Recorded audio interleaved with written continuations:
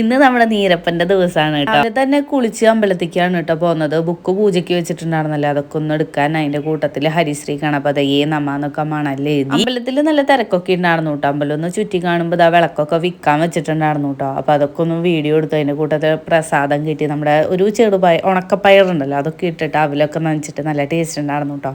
അപ്പൊ ബുക്ക് പൂജയ്ക്ക് എടുത്തപ്പോൾ അതിന്റെ കൂട്ടത്തിൽ ഒരു പാനിയും കൂടിയും കിട്ടി. അതൊക്കെ മേടിച്ച് നമ്മൾ കഥകളി സ്കൂളിലേക്കാണ് കേട്ടോ വന്നേക്കണത്. കുട്ടി ഒരു മൂളിപ്പാട്ടാണെങ്കിൽ നല്ല രസമായിട്ട് പറഞ്ഞിട്ടുണ്ടാകുന്ന, പിന്നെ ഒരു പാട്ടിനെ ചേർത്ത് നോക്കാന്ന് വിചാരിച്ചിട്ട് നമ്മൾ കഥകളി സ്കൂളിലേക്ക് കലാമണ്ഡലത്തിന്റെ തൊട്ടപ്പുറത്താണ്. അപ്പം നീരവിന്റെ കൂട്ടുകാരി വാണി ഉണ്ടായിരുന്നു കേട്ടോ. വാണിയുടെ അമ്മ ഡാൻസിന് ചേർന്നിട്ടുണ്ട്. എന്നോടൊന്ന് ചേരാനൊക്കെ പറഞ്ഞിട്ടുണ്ടായിരുന്നു. എനിക്ക് മടിയാണ്, അതുകൊണ്ട് ഞാൻ ചേർന്നില്ല. കുട്ടീനെ മാത്രമേ ചേർത്തിയുള്ളൂ. അങ്ങനെ ദക്ഷിണ കൊടുക്കലും പിന്നെ ഭരതനാട്യം, കുച്ചിപ്പുടി, അതിൻ്റെയൊക്കെ ഓരോ സ്റ്റെപ്പുകൾ കാണിക്കലൊക്കെ ആയിരുന്നു. വെറ്റിലും അടയ്ക്കും വേണ്ടി ഞാൻ കുറെ അലഞ്ഞു. അങ്ങനെ കിട്ടിയിട്ട് സംഭവം അങ്ങനെ ദാ നീരപ്പനെ ദക്ഷിണൊക്കെ കൊടുത്ത് അവിടെ കയറ്റിയിരുത്തി.